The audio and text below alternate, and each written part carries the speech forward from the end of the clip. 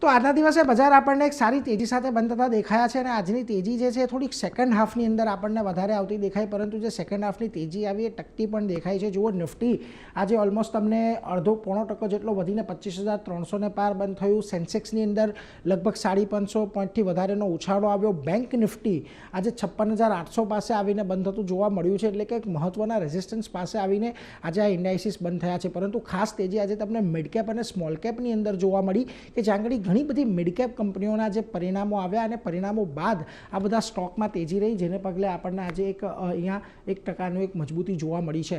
ખાસ કરીને આજે સેક્ટોરિયલ ઇન્ડાઇસીસના પરફોર્મન્સ પણ સારા રહ્યા છે. તમામ ઇન્ડેક્સ આજે ગ્રીન ઝોનની અંદર બંધ થયા છે.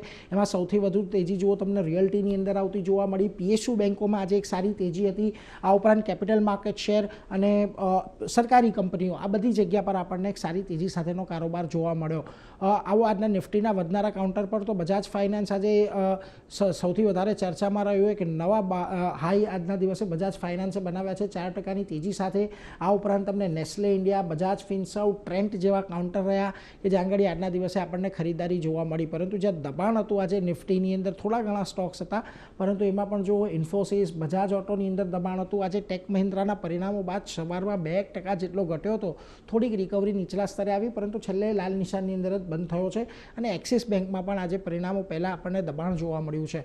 ખાસ કરીને મિડકેપ પર આવે તો જુઓ, આજના દિવસે તમને પર્સિસ્ટન્ટ સિસ્ટમનું કાઉન્ટર છે. 7.25%ની તેજી, ખૂબ સારા પરિણામો રહ્યા અને એક સારો ગ્રોથ અહીંયાથી આપણને ક્વાર્ટર બેઝિસ પર આવ્યો, એને પગલે તેજી આવી.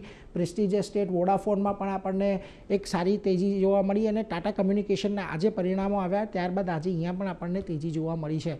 જ્યાં આગળ દબાણ રહ્યું આજના દિવસે મિડકેપની અંદર, એમાં ખાસ કરીને પીબી ફિનટેકનો સમાવેશ થાય છે. બહુ મોટો ઘટાડો નહોતો. ઓએફએસએસ, એમઆરએફ અને ઇન્ડસઇન્ડ બેંક પણ તમને થોડા ઘણા ઘટાડા સાથે આજના દિવસે બંધ થતા દેખાયા. ઓવરઓલ આજના દિવસે હવે તેજી આપણને થોડીક આગળ વધતી દેખાય છે. નિફ્ટી, બેંક નિફ્ટી બંને થોડા પોતાના જે નિયર ટાઈમના રેઝિસ્ટન્સ છે એની પાસે આવીને બંધ થયા છે. એટલે ખાસ હવે એ જોવાનું રહેશે, આવતીકાલે સેન્સેક્સની એક્સપાયરી છે તો શું આ રેઝિસ્ટન્સની ઉપર, એટલે કે 24,350, 25,350, 25,400ની ઉપર નિફ્ટી જાય છે કે નહીં, 56,800ની ઉપર નિફ્ટી બેંક જાય છે કે નહીં, એ ખાસ જોવાનું રહેશે.